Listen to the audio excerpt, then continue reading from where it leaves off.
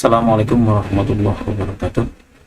Selamat datang siswa baru SMK dari Cibinong. Kali ini kita akan belajar materi PCT, Virtual Training Coordinator. Materi ini adalah tugas dari seorang host. Materi yang kita gunakan kali ini adalah membuat presensi secara online menggunakan form digital. Alat bantu yang nanti kita gunakan Google Form. Bagaimana caranya? Nah, selamat menyaksikan. Ini salah satu contoh penggunaan Google Form. Di atas sini ada gambarnya, ada judulnya, ada keterangannya. Nah, ada pertanyaan-pertanyaan. Kali ini kita akan coba mempelajari dari awal. Langkah awal kita buka dulu.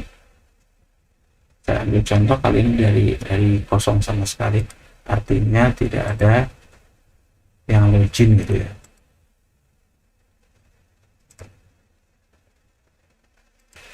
Asumsi awal, belum ada yang login sama sekali dari aplikasi ini.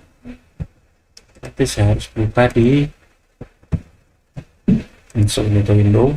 Nah, dari sini saya langsung buka drive.google. Karena asumsi awal belum ada yang login, berarti langkah awal akan diminta untuk login terlebih dahulu. Pilih saja buka drive, lalu kalau belum pernah login dahulu. Kalau sudah login, ini tidak akan ditanyakan, kita langsung muncul ke Google Drive, tampilan Google Drive. Masukkan @gmail.com boleh dilewat. Jangan lupa masukkan kita passwordnya. Pastikan passwordnya benar. Kalau passwordnya benar akan diterima dan muncul seperti ini.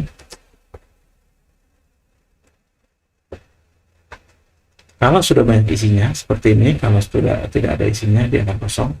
Nah, tergantung kita akan letakkan di mana. Kalau kita mau letakkan di dalam folder, kita bikin dulu foldernya. Kalau kita mau langsung buat juga bisa. Saya contohkan kali ini, saya buat di dalam sebuah folder, berarti saya buat dulu foldernya. Pilih folder. Misalnya saya beri nama dengan nama PCT. Oke, folder sudah jadi. Langsung saya double klik. Akan muncul isi di dalam folder, isinya kosong karena memang kita belum pernah buat. Baru kebutuhannya kita buat Google Form. Kita pilih Google Formulir. Karena saya settingan bahasa Indonesia, maka di sini tulisannya adalah Google Formulir. Ini tergantung settingannya. Kalau settingan bahasa Inggris tentu tulisannya sedikit berbeda. Lalu saya pilih, boleh saya pilih dari formulir kosong, kuis kosong, atau dari template. Contoh kali ini saya buat dari formulir kosong. Formulir tanpa judul, nah inilah yang harus saya sesuaikan. Misalnya saya buat esensi City Pusat Grup 1 misalnya. Deskripsi formulir. Nah, ini tergantung dari materi yang dibuat oleh presenter. Ambil contoh misalnya ada materinya tentang ice breaking. Nah, terus kan ada kata-kata yang pentingnya tuh. Nah, tinggal kita sesuaikan. Misalnya ice breaking, cara membuatnya menggunakan JavaScript. Nah, saya bisa tulis saja di sini cara lengkap. Ini kalimat ini kita sesuaikan saja dengan judul yang ada di atas. Kalau deskripsi ini bersifat opsional, artinya boleh ada boleh tidak. Ini dibiarkan. Ini nanti formulir kosong kalau diklik di atas dia akan berubah sesuai dengan judul kita di sini. Kalau mau diedit tersendiri kita tinggalkan. Kalau sudah, kita lanjut dengan pertanyaan pertama. Pertanyaan pertama yang paling penting ketika ditanyakan untuk presensi adalah nama peserta. Maka langsung kita isi dengan pertanyaan untuk nama. Untuk penulisan nama boleh kita tulis nama, boleh juga nama lengkap. Kalau presensi itu bersifat nanti ada bentuk sertifikatnya, kita harus kasih keterangan tambahan, misalnya sertakan gelar. Bisa kita buat seperti itu. Kalau misalkan kita hanya membuat nama lengkap di sini, itu pun sudah cukup.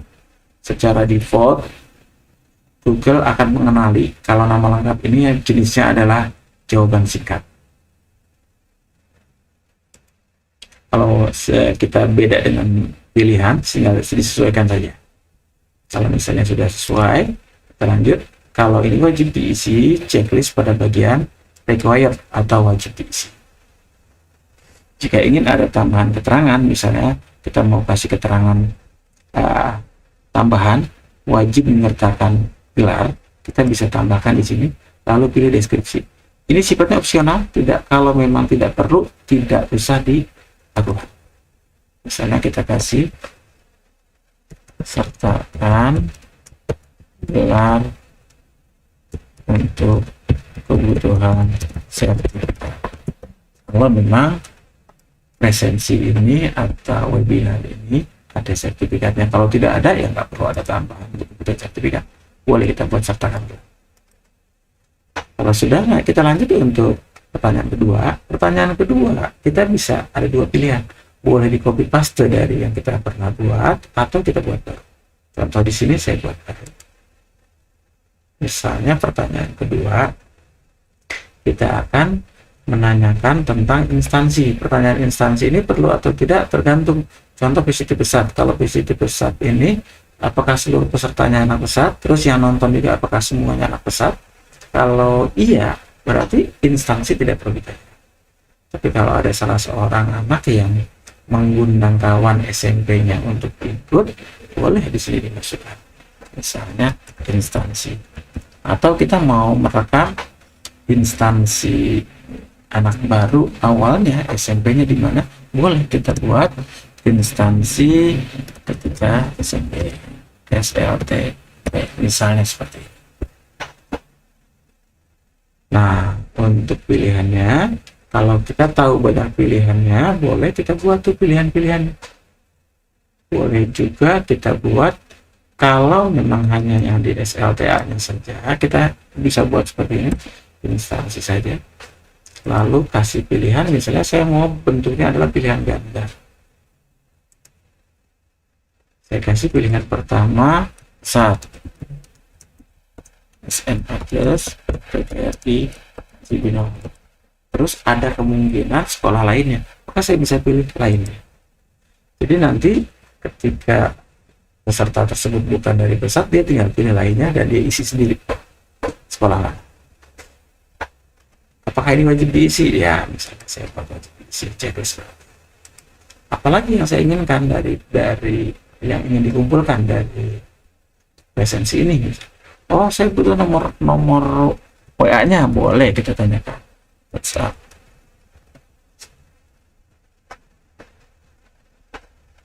Apakah ini wajib diisi? Bisa di checklist. Atau ini enggak? Ya, kalau memang mau diisi silakan, nggak mau diisi nggak apa-apa. Berarti tidak perlu di required, dia tidak perlu di checklist. Atau wajib isinya tidak perlu di checklist. Pertanyaan lanjutannya, misalnya kita mau tahu yang isi presensi ini siapa? Apakah petugas? Apakah dia presenter? Berarti boleh kita tulis di sini peran dalam virtual conference kali ini. Misalkan virtual dalam Pikon, virtual conference. Misalkan saya tulis pilihan-pilihannya presenter. Iya, bentuk pilihan itu nanti ada 3 pilihan. Ya, ada 3 yang bisa kita lakukan untuk bentuk pilihan. Contoh, ini bentuknya adalah pilihan ganda atau multiple choice. Ini adalah text box. Bedanya kalau ini hanya pilih 1 di antara banyak pilihan, yang ini adalah boleh pilih lebih dari 1, bahkan boleh checklist. Jangan sampai kita salah memberikan pilihan. Yang wajib milih cuma salah 1, kita berikan pilihan checklist gitu. Pilihan ketiga nanti namanya adalah combo box. Kalau di sini pilihan ganda, kontak centang, drop down. Combo box atau nama lainnya dengan drop down. Kalau di sini langsung kelihatan semua. Kalau drop down ke bawah dia hanya 1 yang muncul. Saya buat pilihannya pilihan ganda saja. Presenter, moderator,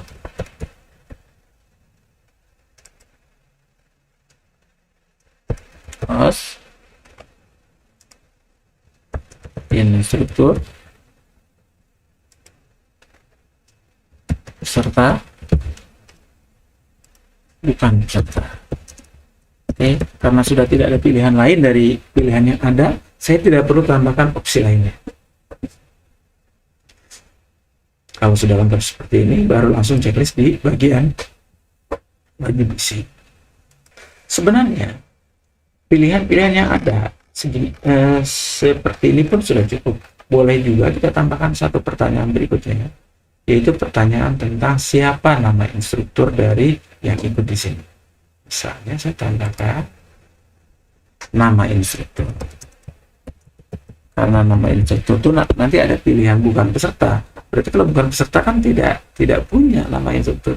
Maka di sini saya lebih memilih tidak dijadikan sebagai majelis. Oke, seperti ini. Pertanyaan lanjutannya misalnya email. Bagaimana untuk email? Apakah email wajib dikumpulkan? Untuk pertanyaan email ada dua pilihan bagi kita. Bisa kita tanyakan langsung di sini, dijadikan sebagai pertanyaan email seperti yang lainnya, atau kita jadikan pada bagian setelan di sini, kita checklist pada bagian kumpulkan email. Ketika ini kita klik pada bagian kumpulkan email, maka pertanyaan email itu langsung muncul di pertanyaan awal. Jangan sampai kita mengerjakan pertanyaan, kita sudah tanyakan email gitu, terus di sini kita checklist juga. Itu pemborosan. Nanti akan muncul pertanyaan dua pertanyaan tentang email. Apakah yang ngisi itu satu orang satu saja? Jadi nanti dibatasi. Kalau dia lihat dari browser, berarti browser tersebut hanya terlink untuk orang yang sama. Kalau kita mau batasi, boleh di checklist pada bagian batasi hanya satu jawaban. Artinya yang sudah pernah ngisi nggak boleh ngisi lagi. Terus kalau misalkan ngisi terus ada yang salah, pengen diedit, bisa nggak? Nah, misalnya boleh kita checklist edit. Terus kalau dia udah ngisi, bukti dia udah pernah ngisi akan di-emailkan ke emailnya dia, itu juga bisa kita lakukan. Caranya tinggal checklist pada bagian tanda terima jawaban. Ini bentuknya pilihan, boleh dilakukan, boleh juga tidak. Tergantung kebutuhan tadi. Kalau saya lebih cenderung untuk email, butuh, makanya ditanyakan. Ini karena bentuknya bukan presentasi, tidak perlu. Kuis juga sama, tidak perlu, karena bukan pertanyaan untuk kuis. Nah, ini dia cenderung di bagian sini. Kalau sudah, jangan lupa diklik simpan. Selanjutnya masuki gambar di bagian sininya. Untuk gambarnya sesuaikan. Misalnya kalau di sini tentang pesat, berarti kita harus cari gambar tentang pesat. Kita harus punya gambarnya tentang pesat. Saya pilih di bagian sesuaikan tema. Kita pilih pada bagian pilih gambar. Kalau ini adalah tema bawaan, kita bisa sesuaikan. Tapi jangan juga asal ya. Pilih tema misalnya isinya alat kecantikan, tadi pertanyaannya tentang PCT, kan nggak nyambung. Kalau isi presentasinya bukan tentang cara.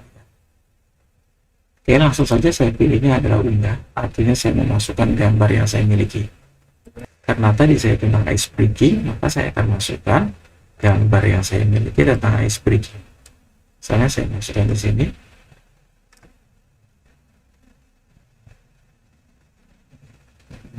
Oke, yang saya pilih bagian mana dari gambar yang saya miliki untuk saya masukkan. Misalnya saya pilih bagian sini saja.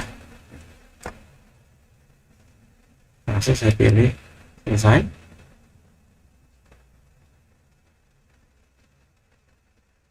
Defaultnya dia akan melihat gambar kita dan backgroundnya akan disesuaikan dengan gambar yang kita miliki. Contoh yang tadi saya upload banyak warna-warna seperti ini, maka warna tema juga dia akan masuk default. Kalau masih belum sesuai, boleh kita pilih manual. Misalnya saya pilih jadi lebih mendekat dengan warna latar belakang pun saya maunya mendekat seperti ini. Untuk fontnya, untuk bentuk formal, font default itu sudah bawah. Kalau bentuk non formal bisa kita sesuaikan, bisa kita ganti. Ambil contoh misalkan dekoratif seperti ini, ini boleh, tapi jangan gunakan untuk di tempat formal dengan font yang seperti ini, malah merusak makna karena keterbacanya jadi berat. boleh dipilih formal. Oke, saya kira cukup untuk materi bagaimana menggunakan presensi. Setelah ini selesai, jangan lupa kita bisa dapatkan, kita klik kirim. Kalau mau disebarkan linknya, kita bisa pilih di bagian sini untuk linknya. Link ini terlalu panjang, bisa kita pendekkan. Ketika kita checklist perpendek URL, maka kita dapat link seperti ini. Link ini pun sebenarnya sudah cukup. Namun terkadang kita butuh link itu bisa dikenali dengan baik kalau kita gunakan yang sedikit berbeda. Misalnya kita mau gunakan perpendek URL dengan menggunakan bit.ly atau dengan menggunakan SID. Contoh kali ini saya gunakan SID agar background di belakangnya bisa diganti sesuai kemauan, maka kita ganti dengan menggunakan kita harus login, kita harus punya akun. Kalau belum punya akun, kita tetap bisa mendapatkan tapi tidak bisa mengganti. Ambil contoh, saya mau link ini karena tadi tentang presensi PCT pesat, maka saya tulis misalnya s.id/presensi. Bisa saya tulis dulu untuk perpendek URL menggunakan ID, kita bisa tulis s.id. Ini dia. Ini yang saya maksud, kalau tanpa login juga kita bisa pakai. Saya akan dapat huruf default CDGCS. Ini bisa saya pakai. Kalau saya nggak mau pakai ini, saya mau belakangnya diganti, misalnya presensi misalnya gitu, saya harus login dulu. Nggak bisa kalau nggak login. Jadi pilihannya ini langsung digunakan boleh. Kalau mau diganti dengan maunya, dengan pengaturan tersendiri, maka saya harus masuk ke dalam sini. Saya harus login dengan yang saya sudah miliki. Kalau belum buat, berarti tinggal buat terlebih dahulu ya. Kalau sudah pernah buat, maka saya akan dapat seperti ini. Link-link seperti ini. Ini yang bisa saya ganti. Misalnya saya ganti dengan presensi.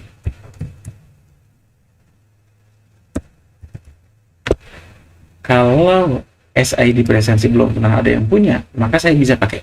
Tapi kalau sudah ada yang pernah buat seperti ini, berarti saya harus ganti. Misalnya saya ganti dengan presensi pesat. Dia bentuknya huruf besar dengan huruf kecil beda ya. Artinya kalau saya tulis presensi pesat seperti ini, nanti ada yang menulis presensi pesat dengan huruf kecil, maka hasilnya akan beda gitu, nggak ketemu, bisa jadi nggak ketemu. Contoh misalnya saya buat presensi pesat.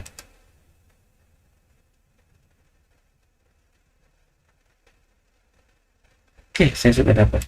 Nah, berarti nanti saya tinggal serahkan SID/presensi pesat ini ke orang, ke grup, agar nanti ketika orang mau login, mau ikutan nyambung, mau ikut mengisi presensi, saya bisa masukkan di sini. Untuk kebutuhan presensi ini, bentuk dari perpendek URL ini tidak wajib, ini hanya bentuk opsional saja, tidak dikerjakan pun tidak apa. Atau gunakan perpendek URL dari Google Form itu sendiri sudah cukup. Ini hanya sekedar tambahan saja. Ini kalau saya buat yang tadi beda, misalnya saya tulisnya presensi pesat dengan huruf kecil, maka ini akan error. Alias tidak ketemu atau beda karena dia sesuatu yang berbeda. Makanya saya bilang dia bentuknya adalah case sensitive. Seperti itu. Demikian saya kira untuk materi kita kali ini, bagaimana membuat presensi secara online menggunakan form digital. Semoga bermanfaat dan bisa kalian pahami. Demikian penyampaian yang bisa dari saya. Assalamualaikum warahmatullahi wabarakatuh.